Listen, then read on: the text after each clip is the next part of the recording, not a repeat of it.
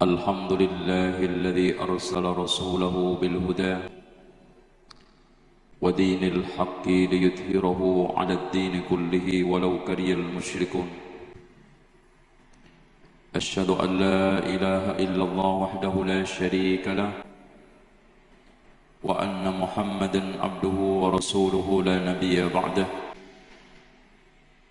اللهم صل وسلم على محمد وعلى آل محمد كما صليت على إبراهيم وعلى آل إبراهيم إنك حميد مجيد.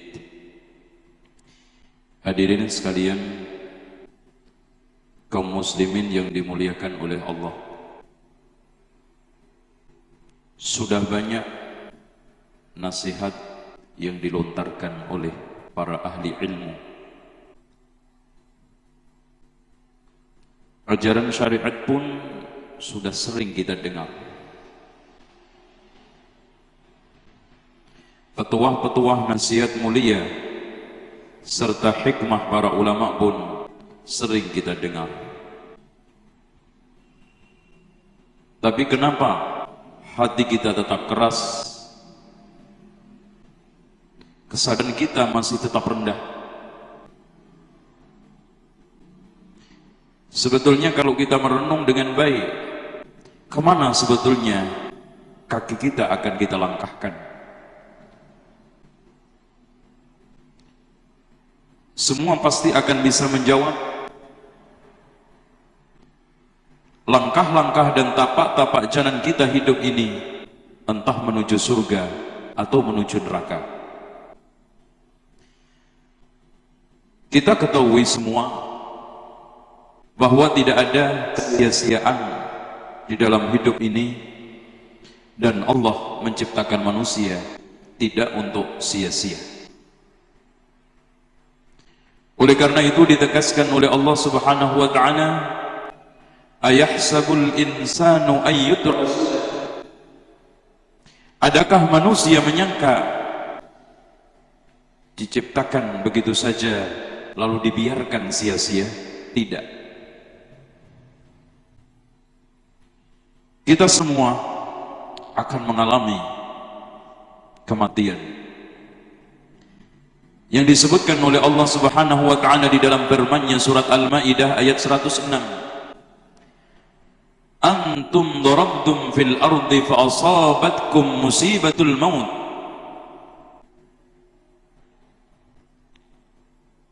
Perlu diketahui hadirin sekalian, setiap hari bertambah, setiap bulan berlalu, dan setiap tahun berubah, menunjukkan kedekatan ajal kita.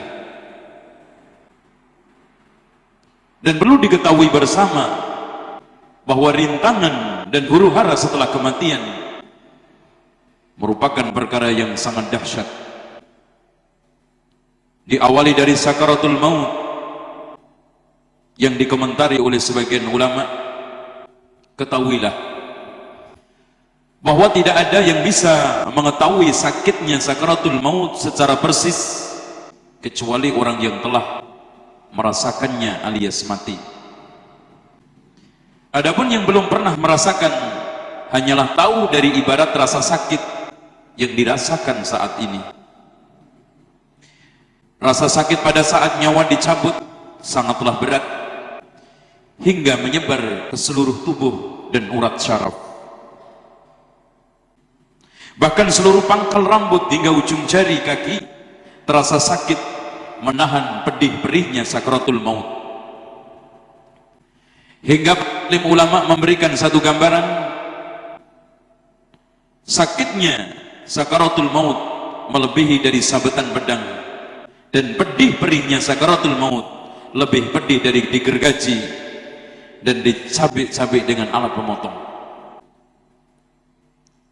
Sabetan pedang hanya menyentuh nyawa. Bagaimana kalau sekarang nyawa dikelupas dari tubuh manusia? Otomatis lebih sakit.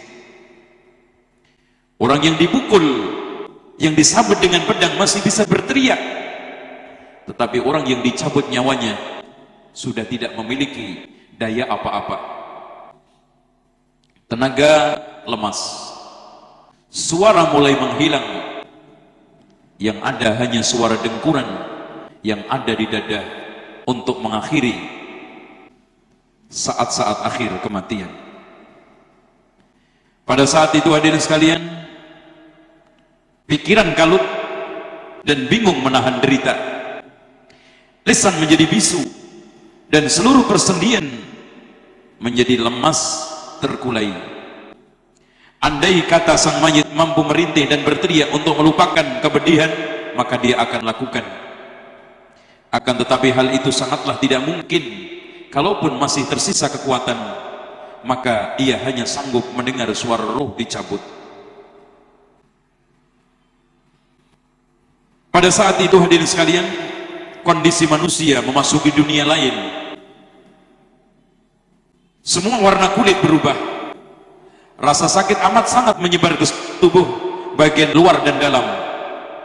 Mata melotot, mulut terkunci rapat, ujung jari-jari menggenggam, urat nadi dan seluruh tubuh mulai mati satu persatu. Dan pada saat itu hadirin sekalian, harapan, cita-cita dan seluruh keberhasilan, kesuksesan duniawi ditutup. Dan pada saat itu pula taubat sudah ditutup oleh Allah Subhanahu wa ta'ala. Oleh karena itu ikhwas sekalian, ketika Utsman ibnu Affan berziarah kubur, kemudian menangis terseduh-seduh,